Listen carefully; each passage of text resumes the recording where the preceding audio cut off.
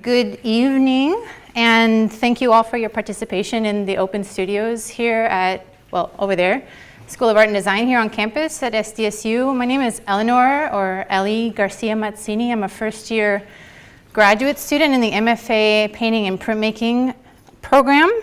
Tonight's presentation, which is the capstone to today's Open Studios program, is possible thanks to the SDSU Student Success Fee, which provides current students with the possibility to put ideas forth and perhaps receive funding. So I'm extremely grateful to the grant committee that decided to accept this one to bring our speaker here tonight.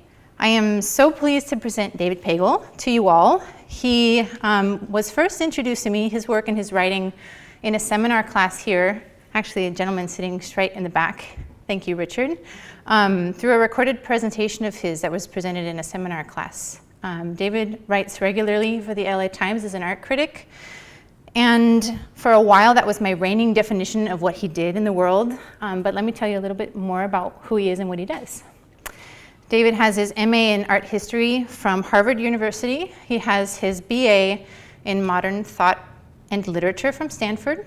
He is a professor of art theory and art history at Claremont Graduate University and is also an adjunct curator at Parrish Art Museum in Watermill, New York, where he recently curated an exhibition on the 1970s and 80s paintings of Ross Bleckner, Eric Fischl, and David Salle. He regularly publishes and co-authored just recently Moving Toward the Light, Joseph Raphael. That was released in 2015. David is about to take us on a visual journey of the things that he regularly looks at and thinks about, after which we will have some time for questions. So without further ado, please join me in welcoming David Pagel. I'm really happy that you got your group to apply for the money from the Student Success people and invited me down, and have been a terrific host. And I'm also flattered to be involved with anything like student success. I think that's the first time that's happened. My talk is called What I Did for My Summer Vacation. And I've organized it around everything I wrote last summer. I did this for two reasons. One, to make the point that I write a lot. To me, being a critic is actually producing criticism. To me, being an artist is actually producing art. I don't believe that you can rest on your laurels, or that you are what you are because you say you are what you are, but I believe that you are what you are because you do what you do. So there's quite a slew of things to look at here. I think I have 77 slides. And so the first one, I wanted to get to the volume of what I did as a critic. And then the second point I wanted to kind of make really clear is that there's no rhyme or reason to it. This stuff is from all over the place. I'm not the kind of critic that has a focus on a material or a medium or a practice or a genre or a style or an approach. I write for the newspaper. I really like not going out and planning what I'm going to cover, but finding it out there. And for me, I love being a critic, not because I get to put my vision first, but I actually think of myself as someone who follows what's happening in the world around me, and I go out to look at that and come up with something. So there's really two reasons why I write criticism. One is to figure out what I think about things. When I go to shows, I actually don't know what to think. And I'm not the kind of person that walks in and goes like, boom, I got it. It actually really bugs me when I walk into a show and the dealer comes scampering up to me and says, what do you think? And I say, well, I haven't even had a chance for the door to close behind me. I haven't had a thought yet. I'm a little slow. And so for me, there's a long time of absorbing it, taking it in, and then coming up with something. I'm really drawn to work that I can't figure out quickly. I actually want to go to a show and not know what's going on. And be kind of like, I like art that gets under my skin and bugs me, that either draws me to it real powerfully or pushes me away really powerfully. I don't like the middle of the road stuff is to me the stuff that produces the least interesting writing. And the kind of the criteria I use for deciding on what to write about is what will produce the best piece of writing. Usually strong responses and strong emotions produce that. So I often tell my students that I actually don't write about art. I write about my responses to art. And I like that little distance that opens up between the work and what the work does to me. And it's in that gap or that distance that I think interesting things happen. Because I think as a critic, it's not my job to figure out what the artist wanted to do. It's my job to, and if that were that, I would go ask the artist what they wanted to do. But it's really my job to figure out what the artist does and what that means to me. So when I go to a show, I first try to be a sponge. I try to get rid of my taste or my proclivities or my interest and just let the art do its thing, and kind of like to turn myself into a sponge and just soak it all up, and then try to figure out what that might mean. And then I think it's my job as a critic to convince viewers that that response might be interesting. So as a critic, I don't think that I'm ever telling people what to think. I think of myself as kind of doing something like travel writing, where I go on a trip and report back to the reader what that trip was like to me, and then I ask them to go on that trip themselves and see if it's not like that for them too. So for me, being a critic is all about carrying on a conversation or starting a conversation. So I'm not just responding to the work that's in the gallery. Lots of times I love writing about people that haven't been written about much because it's fresh and new and the slate is clean. But I also, when I write about things, I often respond to what other writers have written about those things. So for me, art is this kind of like common toehold in the world where I can make my arguments on. That's my little background of what I think I'm doing. I didn't mean to do that, but I couldn't help myself. And I much prefer, I don't trust people, like period, I don't trust people. I don't, and I always, I think that showing is much more powerful than telling. And I think so what I'm gonna do is run through everything I did last summer in writing and let you draw from that my stance on what criticism is and how it works in the world. Last summer, I published 20 reviews in the LA Times, 6 catalog essays for galleries around the country, 2 catalog entries for a museum in Utah, 2 articles for magazines in Florida and China, and a monograph. I also gave 1 lecture, organized 2 shows, did 2 interviews, and wrote 6 wall plaques, or very, very, very short essays for the Dallas Cowboys football collection, art collection in the football stadium. The first ones I'm going to go over are the shows that I saw in Los Angeles and wrote about in the LA Times. The first one is an exhibition by Wallace Berman. I think Berman's a terrifically important artist. This show was significant to me because it kind of shifted the discussion about Wallace Berman's work away from being a great LA artist or a great California artist or a great West Coast artist and to a great national artist, if not an international artist.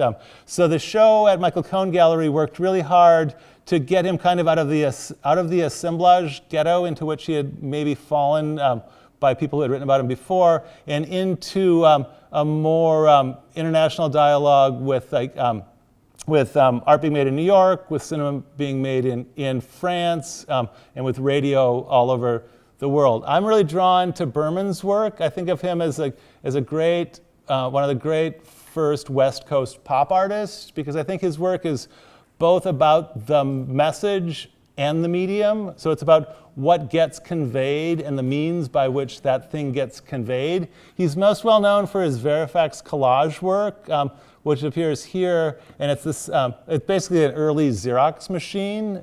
So it's mixing the man-made or the handmade and the machine-made. He did them actually before Warhol did his silkscreen paintings. Lots of his works show his hand holding a little transistor radio, then with different images set in the radio. And I love the radio as a model for art or painting or imagery as a vehicle of meaning, because for me a radio doesn't really have anything intrinsic to it. It actually picks up the sound waves in the air and then transmits them to you or to your ear. So if you're listening in San Diego, you might be hearing one or two languages. If you're listening in Beijing, you're probably hearing a different language. If you're listening in Wisconsin, you might be hearing another language. And so one thing I love about Berman's pieces is I think he's looking at art as this kind of flexible, neutral, shifting way of conveying meaning. The next show I wrote about was a show by John Knight. This was at Red Cat, at Disney Concert Hall. And what he did in the gallery is restore it to its original condition. And its original condition was a parking lot. So if you know Disney Concert Hall, the beautiful stuff is on top, and then it's parking structure all the way down. They had that built when they decided to put the gallery in there. So when they put the gallery in there, they dressed up they transformed the parking lot into an art gallery. So when I went there, I parked my car in the lavender section, walked to the elevator, took the elevator somewhere else, walked further, paid my rent or my admission fee, and then opened the door of the gallery and thought, shoot, I went into the wrong room. And it was a really powerful feeling of being lost. It's a feeling I often have in parking structures, usually after a movie when I can't find my car and I wander around aimlessly. So I often get lost in parking structures. So that was a really profound feeling. And then I thought, I did a double take and thought, no, actually I'm in the right place. And this is another tedious piece of conceptual installation art where it's just taking things back to the way they were before and trying to erase art. But then I actually thought it's more than that. And the floors didn't have any oil stains on them. There wasn't that stink of exhaust that you often smell in parking structures. Everything was super squeaky clean and perfect with some text added. And that led me to think of the piece not just being about erasing the art gallery and going back to what it was originally, but it made me think about other kind of fake, cleaned up, sanitized kinds of architecture. And I thought of places like Universal City Walk, gated communities, things where people or developers or businesses don't, want to present the illusion of city life, but with none of the dangers of crime of city life, or running to strangers, or unwashed, and all of that. And then it took on really sinister qualities. So I found it to be a really interesting and engaging piece that looks like by taking things away actually gets more stories going. There was a little show at Matthew Mark's gallery. Then Ron Nagel was the centerpiece of the show. The show was actually called Pavlova's Dog. And for me, it was a beautiful show because the artists in it weren't working in the same media, weren't working in the same scale, weren't working with the same issues, but the show had been organized formally, so just things that looked really, really good together. And I found it to be really different from most shows that I go to, most group shows that I go to, which are get a coherent group of ideas and then plug in works that illustrate those ideas, and the works really hold together in terms of the meaning or the intention. And what I loved about this show is that there was just absolutely none of that. And by putting things together that shouldn't work together, the show was actually larger and more expansive than it would have been otherwise. There was a terrific Joan Schneider show at Parrish Heingen Gallery, downtown Los Angeles. This piece from 1971 in it, and then all the other pieces were brand new works. So it was really nice to see what Joan's up to now and what Joan was up to way back when. And I love the piece from 71 because I thought it was coming out of the residue of second-gen abstract expressionism and starting to kind of keep the power of the gesture or the handmade mark, but also trying to think of the gesture or the mark not as something that's recording the interior subjectivity of the the maker, the artist. So something that's not about the artist's feelings, but is more of like almost like structural musical notation or architectural drawing, or laying out these lines in kind of a more disciplined, rigorous, not minimal order, but some kind of orderliness that's trying to get away from the idea that the power of the line has to come from the artist's inner feelings, and is trying to push that to try to keep the power of the gesture, but strip it of that kind of psychological or autobiographical subjectivity. There's a show by Barbara Caston, a survey show of her photographs at the MoCA at Pacific Design Center, which was really interesting in the way she, all of her photographs were studio photographs, and she would set up these little props that kind of looked like cities, but it really combined shadows. So they played out all of these formal differences. Most were much more subdued than this. This is kind of her tacky, early 80s heyday of postmodernism, Don Johnson, Miami Vice palette. But other ones are much more subdued, more looking back to Russian constructivism, also set design, lots of mirrors, lots of shadows. And they were all about taking a small space in a discrete studio setup and making it into a larger, more imaginative world. There's a terrific show by Helen Ray at the Goodluck Gallery, which is the gallery that shows outsider art and art by developmentally disabled artists. Helen Ray's been making work out at First Street in Claremont for the better part of 30 years. I think this series is made from fashion spreads in fashion magazines, and Helen looks at it in her own particular way and renders them as she likes. And I love these because she starts with something that she finds intoxicatingly beautiful and zeroes in on every tiny little line she makes with a colored pencil. And to me, there's this sense of this absolute utter intensity of focusing on every tiny little bit. And there's such a focus on that by the time the bits start to add up, they don't fit into a big overall whole, but there's kind of fracturedness built right into the picture. And I love that sense of someone being so in the moment that the world starts to fall apart. But if you're holding the world together by linking these moments of intensity, the chronology of those might be a little bit more, might be disruptive and risque, or not risque, but disruptive and fractured. So to me, there's this real poignance to her work of being, really struggling to hold it together. So it's not, to me, this kind of simple, cubist fractured space, but it's almost like a much more psychologically fraught thing than that.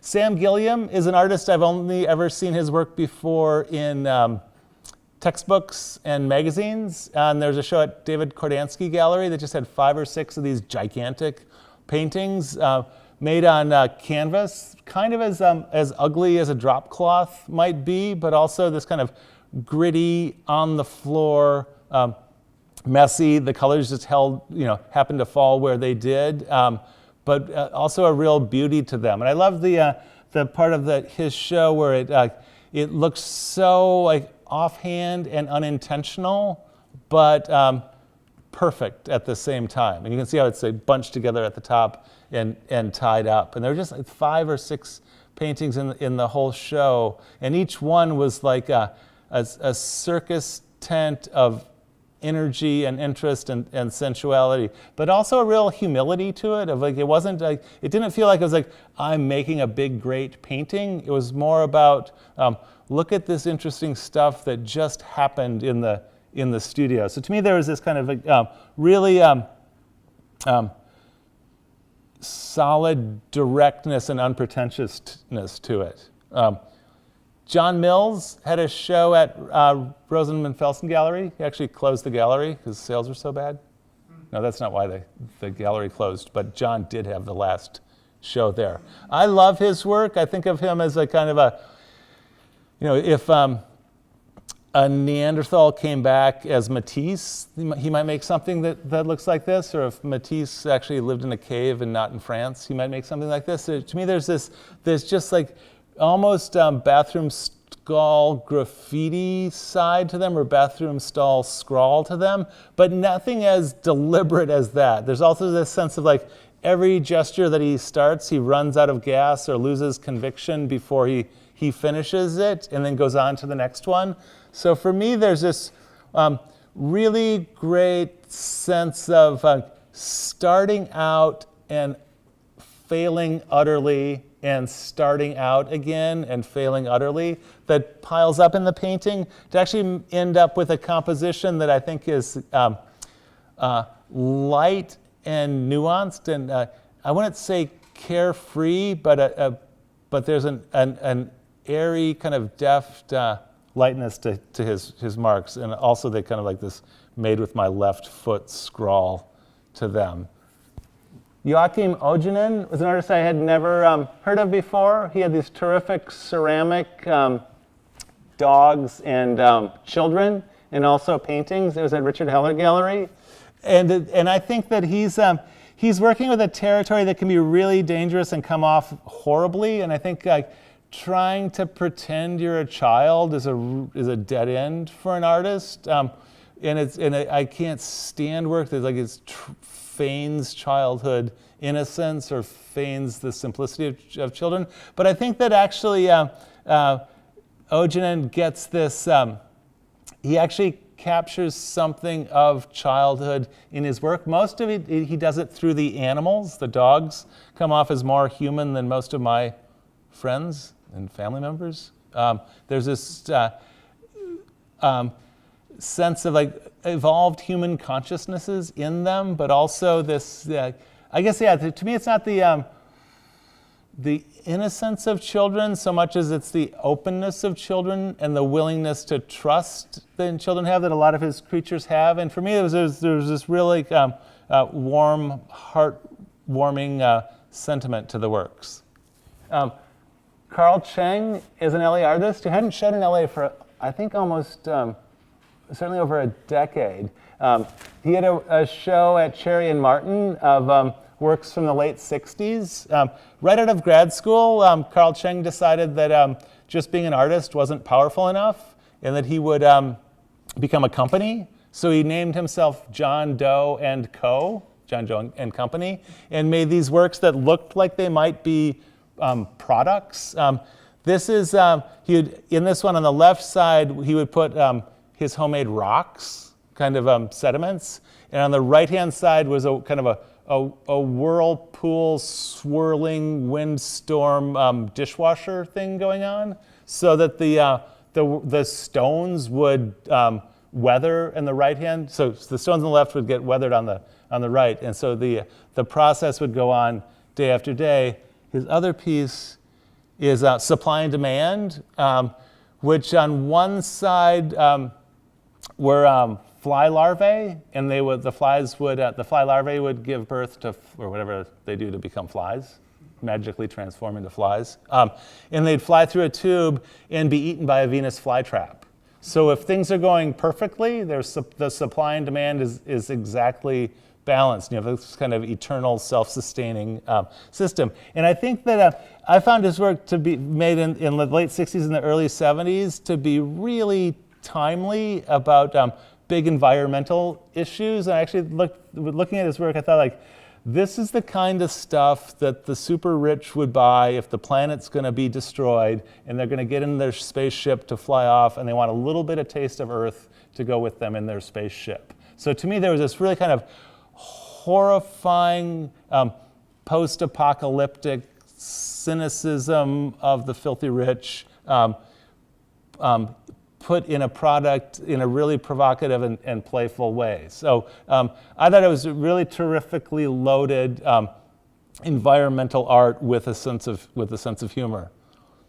Roland Rees, colleague of mine from CGU from years back, had a show of drawings from the late 60s that I had never seen before. I've only known Roland as like a much tighter, hard edge, often abstract painter, and I loved seeing kind of just the rich, layered, multi-modes of representation piled up in these with like illusionism all over the place, shadows, light, colors that's kind of like just like happy, anything goes, anything is possible optimism of the early works. And that was on one half of the show. The other half of the show was these really kind of tight, crisp flower paintings of really solid silhouettes that actually had all the playfulness of these early works, but in a much more tautly rendered way. Daniel Richter had a show at Regan Projects, gigantic paintings. This is 80 by 107 inches, installed almost side to side around the whole space. All of the images are derived from porn, kind of like porn filtered through Francis Bacon. I loved the way the things were painted, and it was really interesting to be in the space and go so close to the work that you couldn't see the subject matter, and you just see how the paint was handled. And when you were there, you could see that like Richter would do absolutely anything as an excuse to paint and draw, and that energy was really terrific. And then you step back and see these, kind of horrific porn violence scenes like by alien-like beasts. Peter Alexander had a show at Paris Heingen Gallery. This was a really neat, tidy little history lesson. In the late 60s, Peter Alexander was working with resin, making these unbelievably beautiful forms. They're in the two on the left in the foreground.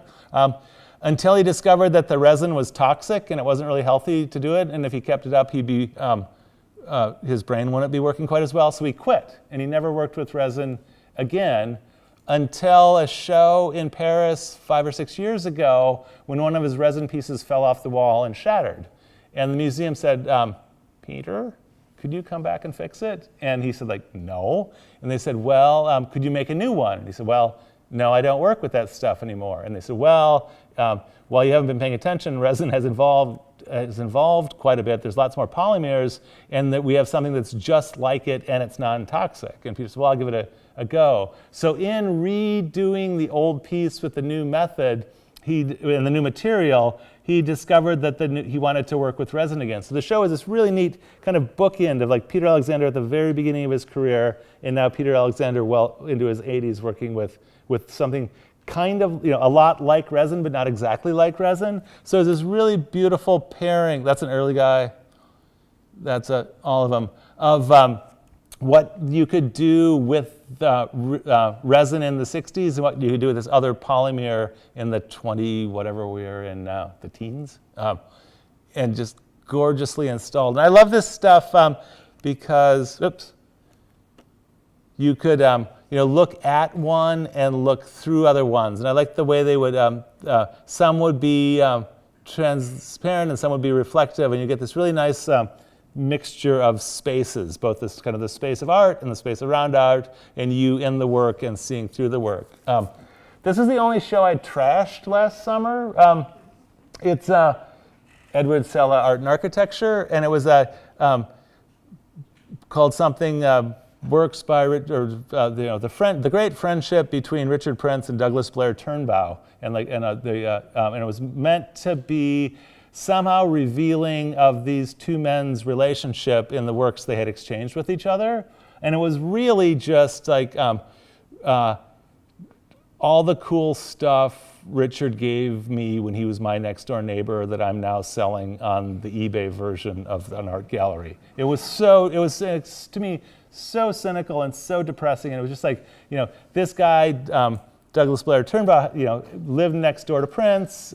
In the early days, they were friends. Prince gave him loads of drawings, gave him loads of birthday presents, gave him his jacket, blah, blah, blah. And now Blair's unloading it on the galleries. So I just found it despicable to be wrapping up that kind of fire sale betrayal of the friendship kind of thing as something that's going to reveal insights between the two, because there's nothing in the show that Blair made, and it was all by Richard. So the artist who has doesn't have a reputation at all, doesn't show any of his work, and the the mega famous jet setter gets shown by the guy that he was nice enough to give stuff to. There's a show of Ken Price drawings that I liked, and I liked it a lot because a lot of the paintings were works on paper. This is a tiny little 9 by 6 inch watercolor with a little bit of ink. Were landscapes. Other ones were drawings and paintings, watercolors of Ken Price's sculptures. And I loved that he would make a piece and then he would make a portrait of that piece. And when he was making the portraits, because to me usually, like, you know, if you're a sculptor, sometimes you do a lot of preparatory drawing studies and then you make the final work, and that's the end of the story. But for me, looking at the Price drawings of his sculptures, mostly ceramic sculptures, you got this sense that he was as confounded and confused and fascinated by them as someone who hadn't made them was. And it actually intensified the sense that these objects that he had made had taken on a life of their own, and that he was still curious, like trying to figure out what they might be like. But to me, it made really clear how much agency that the work of art has. There was another artist I had never heard of until I walked into his show at Mark Selwyn Fine Art. His name is Bob Law. Worked in the late 50s, started working in the late 50s, carried on into the 80s, kind of a British conceptualist. This is one of his early drawings. I found them to be, really fresh, both childlike and sophisticated, odd, and way, way ahead of their time. I couldn't believe that this is, already 70 years old. And it just seems so like it could be going on today. These simple, terrific little drawings. And Bob Law would like go out in a field and sit there for days getting a field for it. It's like total old school plein air stuff, but not painting it, and then like just translating it through his mind to paper. And there's, it's tiny, 10 by 14. Ori Gersht had a show of photographs. I love these photographs because, like, to me, they occupy this territory where I think some of the most interesting photography being made today occupies, and it's this pivot between that's the way the world looks because I snapped a picture of it at that moment, and no, that's the way the Photoshop world looks because I can do anything I want on my computer. And to me, right now in photography, there's a real tug of war between this kind of claim upon real social space and claim upon imaginative, not necessarily real space. That's more about design and artistic composition. And to me, the Gershes exemplified that really, really strongly. Most of them were made in gardens in Japan with reflections, so it could be real, but it might not be real. I also love in these that the reflections are often more substantial than the real trees.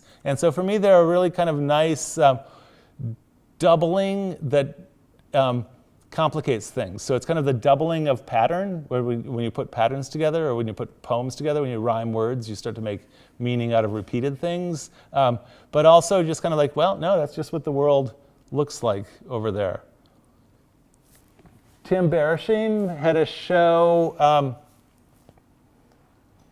at Milliken Briggs Gallery. It's the first show that I've been to that you needed your cell phone to read different things. You turn on and find out other stuff. A real odd, old-fashioned kind of thing going on in the work, and also a nutty, newfangled side. One of the interesting things about summer is like there aren't as many shows to choose from. And one other thing is interesting for me when I decide on what my relationship to works change over time. And now looking back at this and thinking, like, David, why the hell did you write about that? So nothing against Tim, but lots of the other shows for me, I'm as excited about them as I was then. This isn't one of those. Here was a show at the Center for Land Use Interpretation, and it was all the residences of every U.S. president, from their birth home to where they live throughout their lives to where they're buried. It was all on a computer screen. I usually don't like experiencing the world that way, but this was so well organized and so riveting that I did enjoy it, and I did get a lot out of it. And I also it revealed, it's about presidents' homes. So like there's the facts of history, and then there's the myths around those facts, and then there's the myths around the myths. And it was really interesting to watch like how complicated it was to actually locate anything in time and space precisely. And the more deeply you dived into each president's biography, some would get really convoluted, especially the houses that would get torn down and then rebuilt somewhere else, or uprooted and moved, and divided in half and moved to two different places and then additions put on. And then other ones that would be feuds within the families, and one would get the house and the other one would get the name of the house, like the center that it had become. And the more you got into it, the more slippery and difficult facts became. And I thought that was something interesting to think about now. If any of these reviews intrigue you, you can find them on Culture Monster. If you go to LA Times Culture Monster and type in David Pagel, and then the review, you can see you can actually leave now because you can find out everything I said there. I think the final show was a show called Phantom Limb that had a piece by Trenton Doyle Hancock. He's an artist whose work I really, really love. I know rarely see it in Los Angeles, but cut and paste collage and painting mashed together in a way that is pretty strong. And also Wendell Gladstone was in the show. And I love the idea of art being a phantom limb, because I've read that lots of times people who lose a limb still can feel it or sense it and think it's there. And I think that art can work in that way, where there's it's almost, technically speaking, it's gone, but it still has a profound effect on us. And that's the end of the first section. Here's a little Gaul warrior that I paint to blow off steam after I write many art reviews, and put him in a flower pot. So after the 20 LA Times reviews, I have 6 catalog essays and 2 catalog entries. Mark Dean Vecca had a show at Azusa Pacific and invited me to write the catalog essay, and I had a really good time doing that. And I liked how he kind of marries real crisp, sharp pop graphics and kind of the all-over energy of AbX painting. Antonio Palejo had a really nifty little show at LAX Arts. He's kind of a maximalist minimalist. He always works in series. These little small, like page-sized canvases that he builds structures in and then undermines the structures as he builds them. Also works three-dimensionally.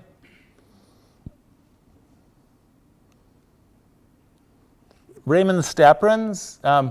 I wrote an essay for his catalog for the Crocker Art Museum in Sacramento. The show's going to open later this summer.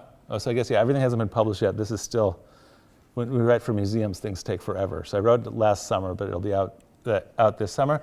I really like these works, and I find them really, really hard to talk about. And one of the things I like about them is how simple they seem, but how they don't, the parts don't really add up. There's always something more going on in a Raymond Staprins painting, but you can never ever put your finger on it. And to me, like usually when things are like that, we start to behave like is it the fox in the sour grapes story? Where if you actually can't figure things out, well, I don't want that anyway, they're sour. So to me, Raymond Staprins is kind of the master. He makes us, he's the grape in the sour grape story that's not sour. So he frustrates desire, but in a way that's doesn't get you to reject what's out there, but rather gets you to keep at it in a way that's actually satisfying, if that makes any sense. And he's been making paintings like this for 70 years. And they're as simple and dumb as can be, but I'm drawn to them. Marcus Lindenbrink had a show at Ameringer in New York that I wrote about. Thick, piled up paint.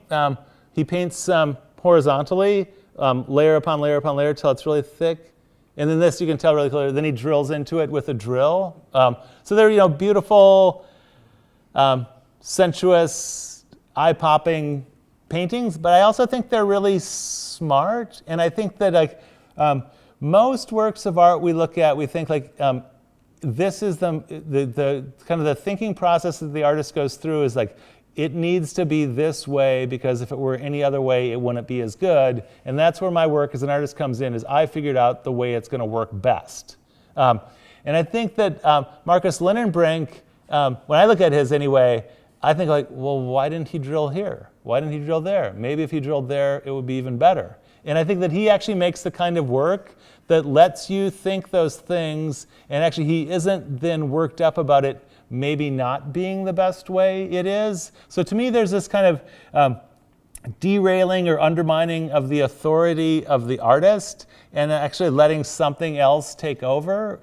And I also like that usually so each one is drilling down through time to see what was there before, things that, who does that?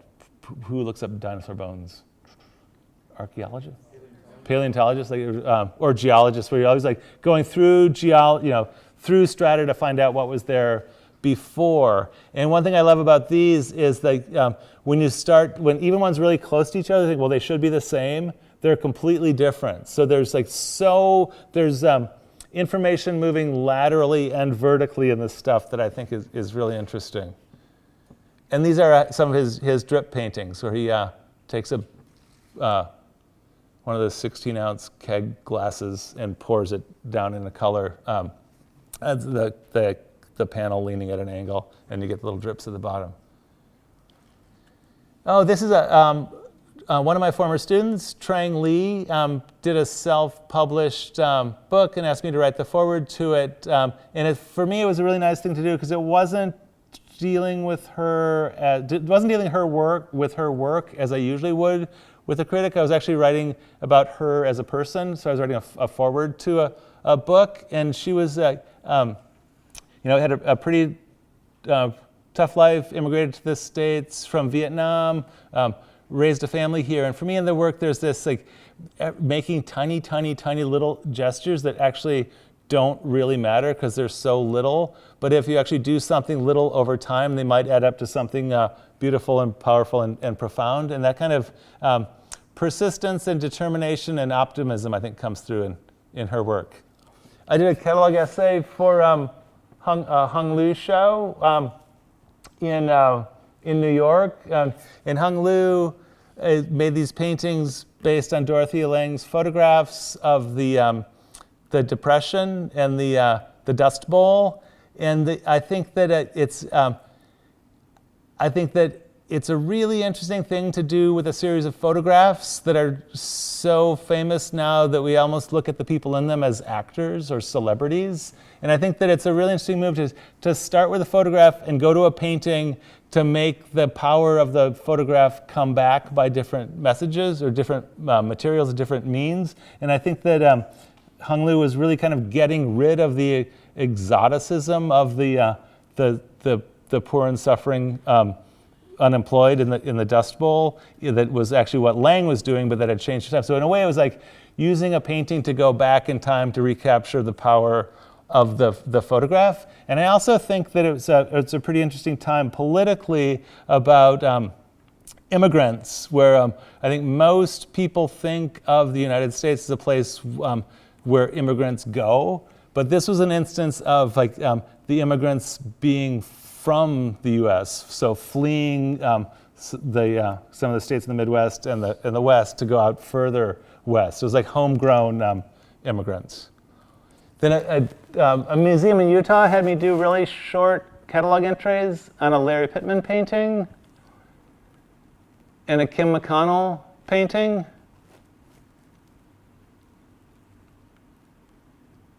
Another book called Warrior, running for his life. I wrote a feature on Elliot Huntley, one of my favorite artists working now in LA. These are, this one's actually fairly small, but it's made up of hundreds, if not thousands, of pushpins and little bits of paper and shells and mirrors. This is also a fairly small one. Yeah, so one thing I've really drawn to these is that there's this overwhelming abundance of information in them.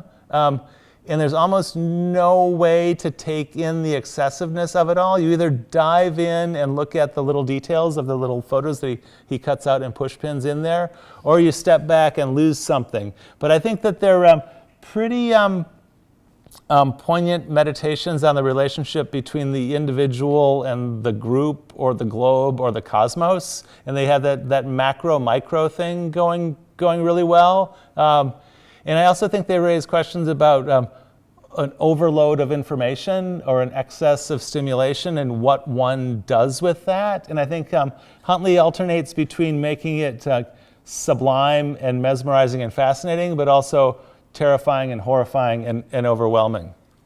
I wrote a little kind of manifesto of what it means to be a critic, and they asked me to illustrate it with 3 images of artists whose work I liked. So I chose Sarah Kane, which I love. It's a big installation, and I love that right down or actually not, about 6 feet off the wall, she just stops the installation. And I've been in so much installation art where it just seems like it never ends. And I love that she made a piece that, I'm making an installation that ends right here. So to me, it's like taking the logic of a painting or a drawing with an edge and transferring it to the installation. For me, that actually intensified all the stuff going on in the installation. So she was one I chose.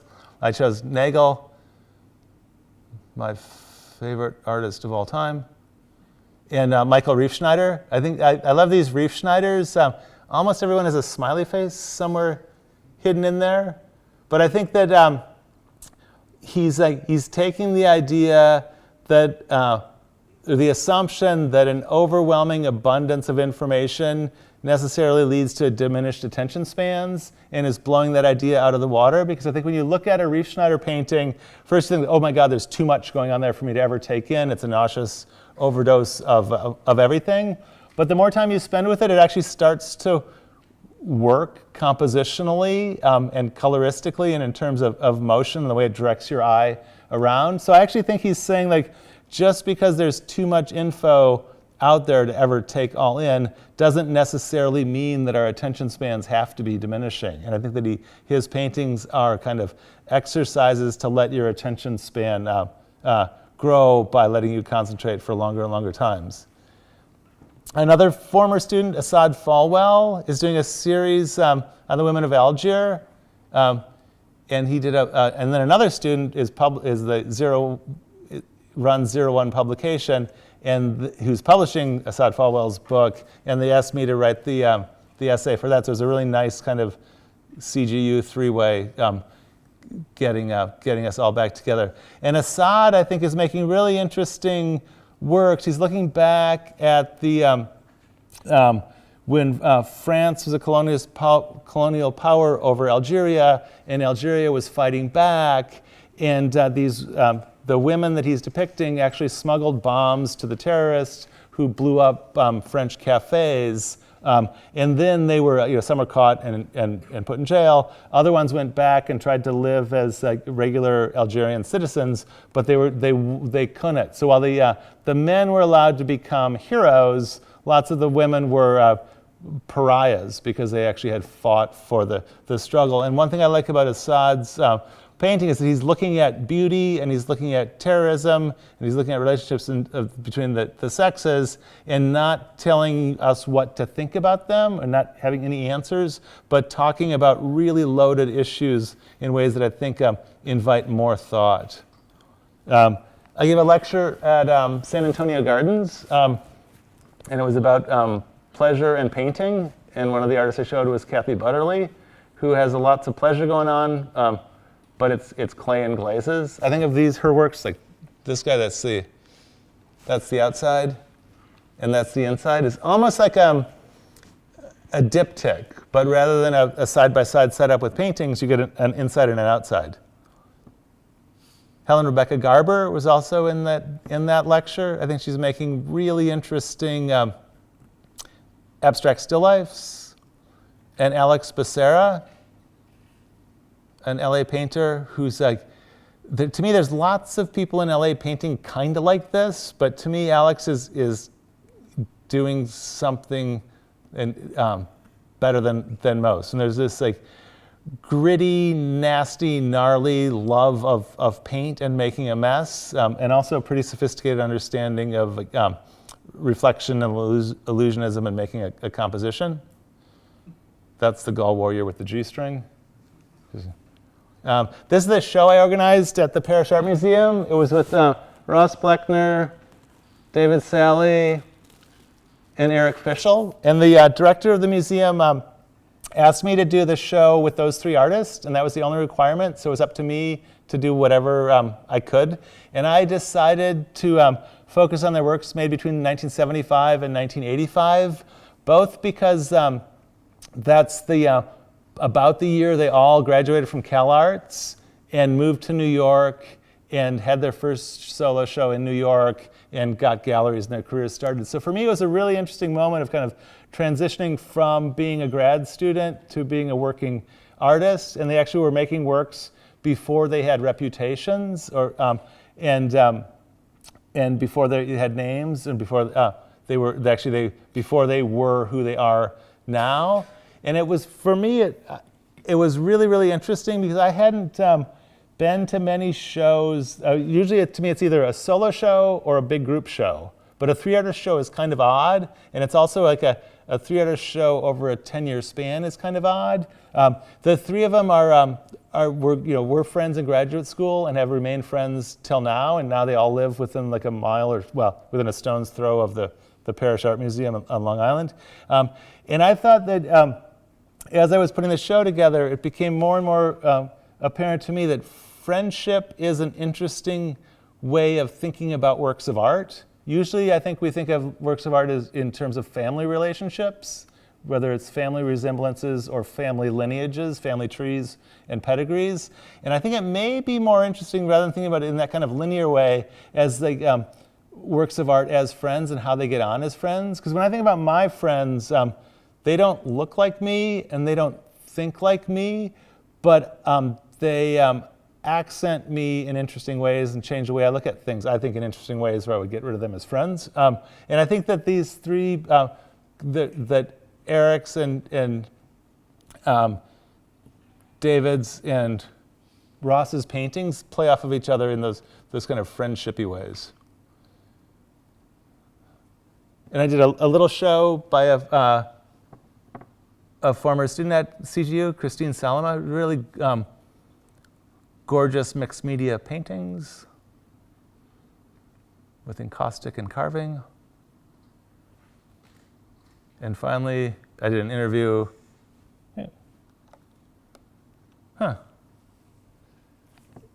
Oh, this is one of the huge Elliott homies. I did an interview with him, and this gives you an idea of the size. That's so 8 by 15? Not quite. No, 8 by 12. 8 by 12. There's this overwhelming abundance of stuff. Yeah, those are better for giving you an idea of that. And almost all collage. And then over the last couple years, I've been working on an interview with Joseph Raphael, an American painter who moved to the south of France in the early 80s. He's well into his 80s. He makes these gigantic watercolors, and he would send images of the work on the way to being done and all the way done. And it started out, his dealer, Nancy Hoffman, asked me to write an essay for a catalog, and I did that. And then a year later, she asked me to write an essay for a book, and I did that, and I started to get to know Joseph. And then a little bit later, she asked me to ask 5 or 6 questions for a little pamphlet they were going to do. And when I started asking Joseph those 5 or 6 questions, they turned into a year of a back and forth of emails. And for me, it was really fun to talk to a painter at that stage in his career, because the issues that he was thinking about were a lot different from a lot of the stuff I often hear talked about in the art world around here. And it was really big stuff about like life and death and love and despair and hope. And that grew into a pretty interesting interview. And then finally, there's the 6 little wall labels I did for the Dallas Cowboys collection. I love writing for that collection because the wall labels are short, and I'm writing for an audience that might not be especially interested in art, but is interested in getting a hot dog and getting back to their seat at the game. This piece is by Camille Hinrot, and she's a French sculptor. To make this piece, she took a slab of clay, about 29 by 14 by 3, and went to a masseuse and said she had a certain pain in her back and asked them to massage the clay as if he were massaging her. And that's the result of that, cast in bronze, of course. But again, it's like rearranging the relationship between artist and model and maker and recorder to make an abstract sculpture. Heimo Zobernig, a painting that says subject painting, object painting. A young artist who takes the security envelopes and turns them inside out and presents the scribbles and the blurries on the security envelope as the way of making a composition. So I think it's a way of turning things that are supposed to block communication into a way of making a pattern or a picture. Sean Paul, again, another young artist, I think reflecting on the efficacy or the vitality of gesture in a reproduced way. I think maybe a digital version of Roy Lichtenstein brushstroke painting. Sarah Crowner makes a bunch of paintings and then cuts them up and then sews them back together. So you kind of get a Frankenstein monochrome.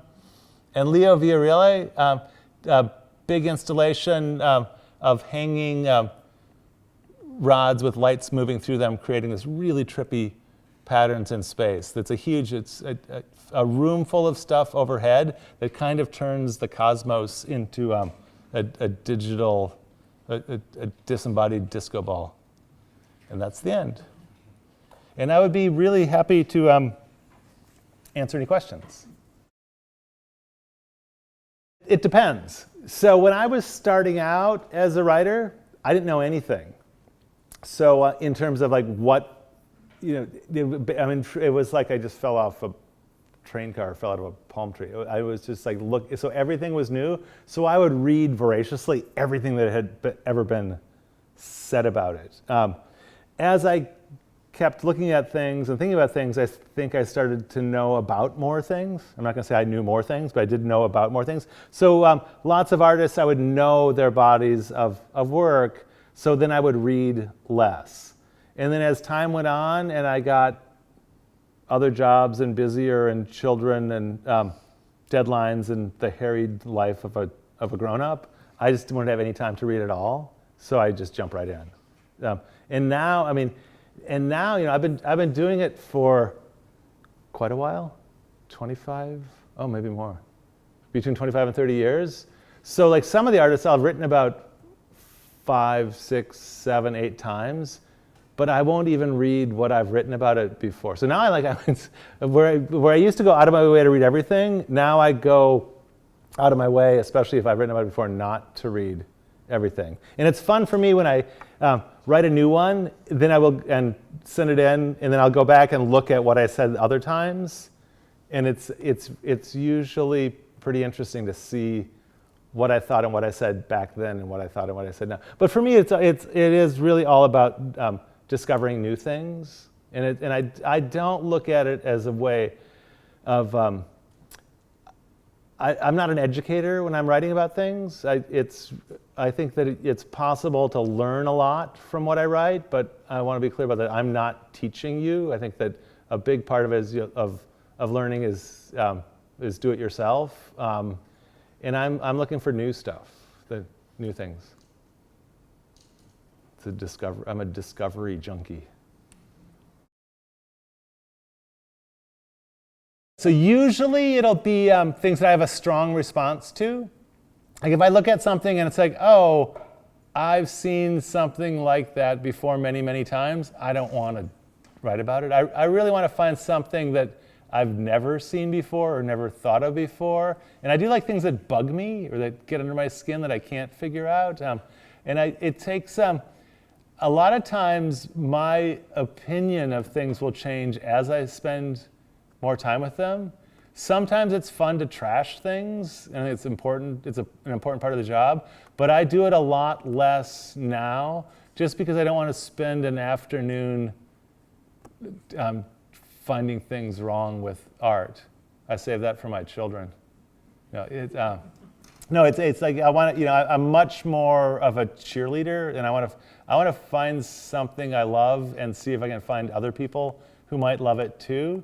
Because I think in the culture in general, art receives so much suspicion and disdain and dismissal that I would much rather fight that by finding work that I thought was important and powerful and moving, and maybe get people to experience those things around it. And for me, I mean, that's what, when I say that I write to make the world safe for me, I actually want to make more room in the world for art that I think is important and that gets us to ask important questions rather than not doing that. Yeah, so to me, it's a kind of advocacy and like steering people's attention in a certain way.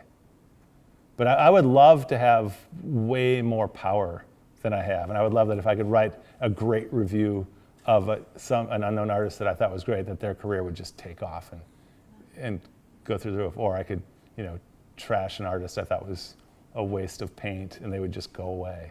But it doesn't often work like that. And actually, I think now there's more of a division between money and meaning in art than there has been since I've been working as a critic. That it really, to me, the speculative game of art is so detached from the what I think of as meaning or significance of criticism and commentary and discussion, that it's almost a greater freedom. But it's also kind of creepy.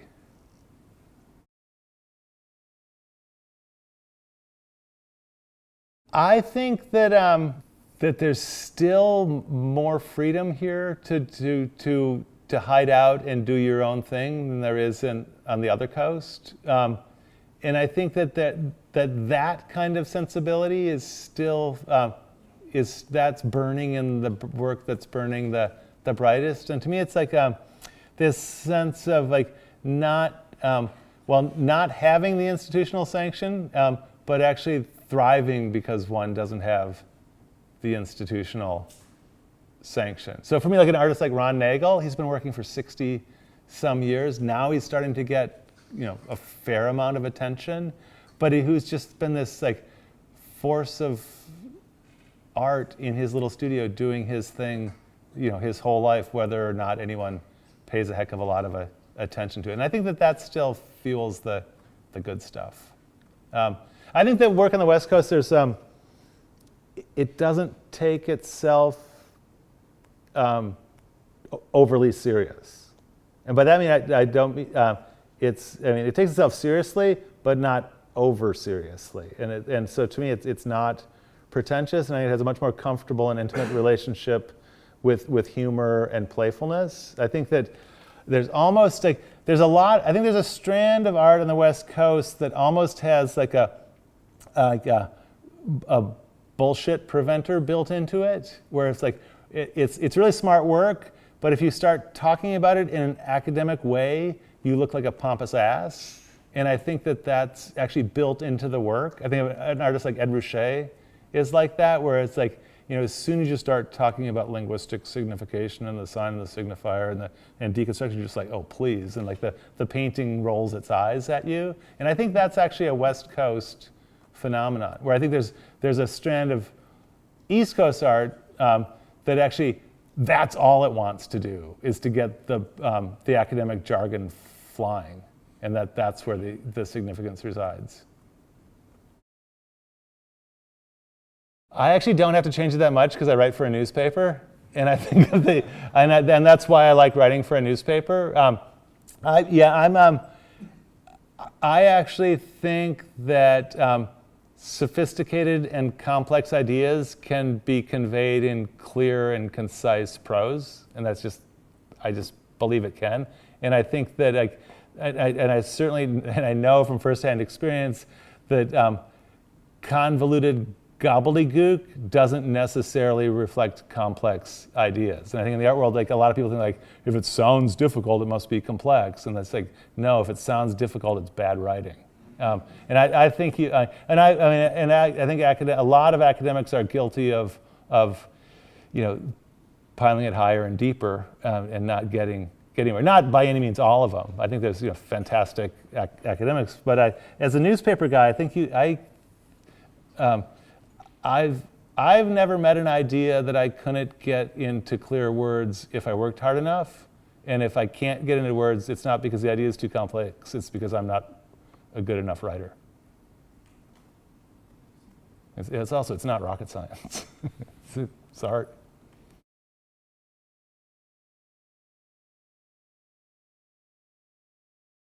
That would be the accident of the summer. But it's also probably, that goes on. I think there's probably more 2D work shown in galleries, because I think wall space isn't as expensive as floor space.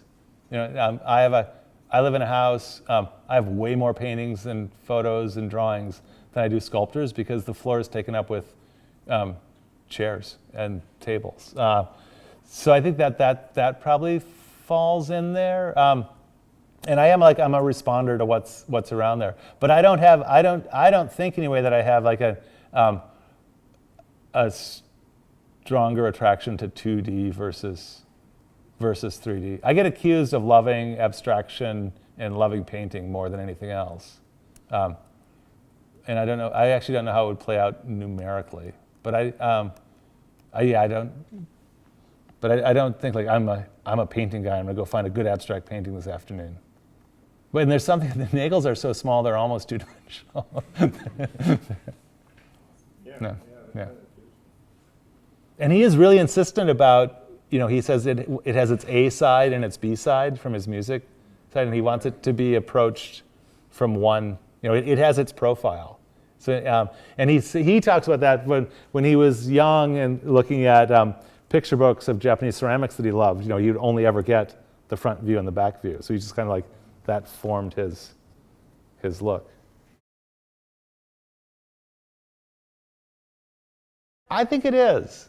But my biggest advice would be like finish the degree, get a studio, stay in touch with your peers, your cohort, your friends from graduate school, and your faculty, and don't think of yourself as like this one little fishy swimming out to the big ocean of the art world, but really try to think of yourself as a group or a community or a pod or a cluster, and really rely on each other. And I always tell my students, one of the great things about art school is that it's really, you don't have to work at your social relationships because everyone's in the same building and you're in each other's face and in each other's business all the time.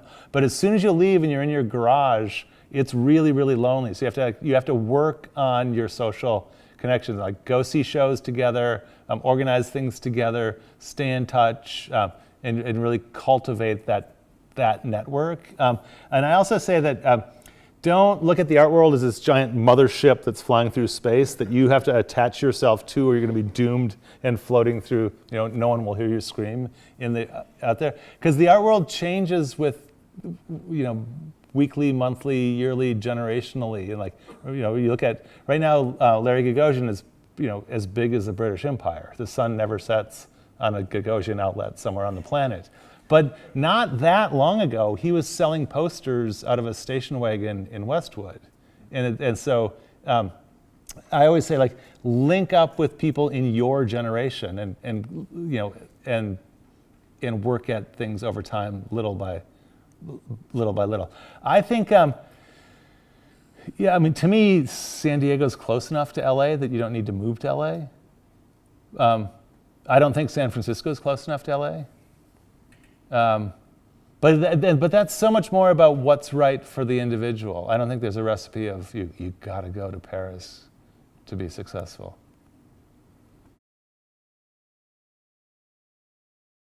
Yeah, Yeah, I think actually that part of the internet can give you more freedom. That if you don't spend 23 hours a day on Facebook, but it can be used effectively to stay in touch. But there's nothing like seeing shows. Looking at art's worthwhile, and New York has truckloads of it. I have a little David Reed painting that I just love way more than I should. I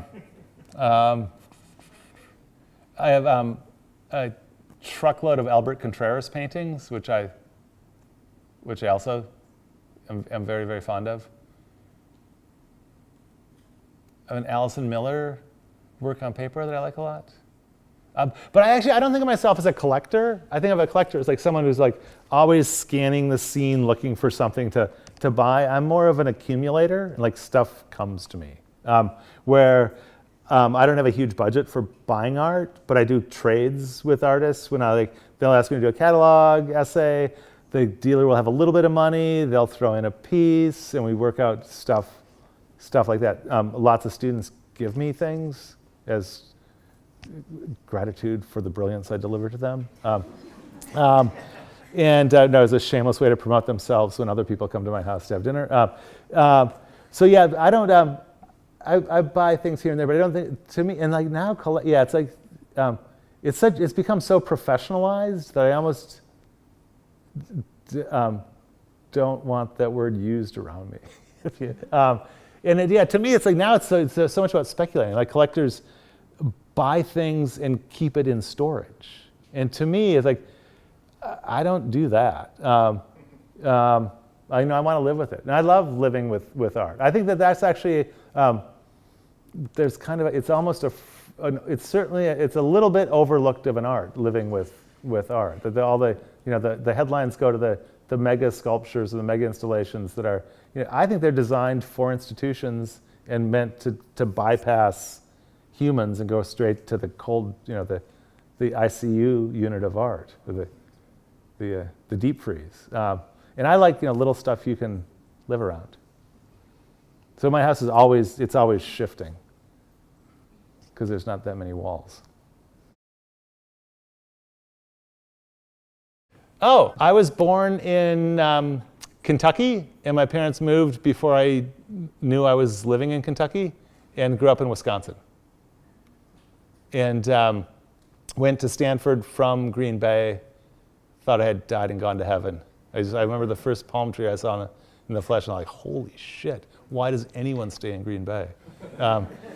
And then went to grad school in Boston and just hated it, the city. It's just some of the most, I won't go there. I liked the school a lot. I thought the citizens were just the most negative hate mongers I'd ever been around. Yes. And then so I ran back to LA and came back to LA in 1989. Came to LA in 89 because I was in graduate school, and I just thought, like, this is training me to become a professor of history whose subject happens to be art. And I was much more interested in contemporary art. And so I thought, like, I'm going to just go to a big city and see if I can't make a living writing about art. I was really clueless. And I thought the choice was New York or LA. And I thought, oh, well, New York has too many critics. LA doesn't have as many. It'll be easier to write about interesting things for better publications there. I'll go there and stay 3 years and then move to New York. And I'm still in that 3-year introduction to Los Angeles. No, and I moved to LA, and I quickly realized you can't make a living as a critic, but you can get other odd jobs and be a critic. And then one of those odd jobs turned into a tenured job, so I won the lottery. I think all art is conceptual art. And I think, I've never met an object that didn't have ideas in it, and I've never met an idea that wasn't in the material world somehow. And I think that the way it gets talked about in lots of art programs is so silly and narrow that it's become like a brand. And if you're like a capital C conceptualist, you have this great lineage. I also think it's funny that it's one of those kinds of art that doesn't get stale. It's always, well, maybe because it's all stale, but it's like, like we had first generation abstract expressionism, and then we had second generation abstract expressionism, and then it was over. And I guess like minimalism is lingering, and I think pop is like spread out everywhere, or just about everything is pop. But conceptualism still has this pretense to intellectualism that I think it tries to lord over other art forms in a way that's entirely unfounded. It's just like, what, and to me, so is Ed Ruscha a conceptualist or is he a painter? And it's like, we don't, like just like, and to me it's like, those kind of categories are way less interesting than actually what you say about individual stuff. I have lots of friends that argue like, is it a painting? No, it's a sculpture. And I go back and forth between this, and I was like, and I said, what more would you know about the thing if you knew which category it fit in? Can't you just tell me what's interesting about it? So I'm much more into like, I don't worry so much about the categories things get put in or the brands they get unified under than like what's, is that Joseph Kossuth piece a piece of rubbish that we should just erase from the planet? Or is it that Lawrence Wiener piece something interesting that's engaging to look at?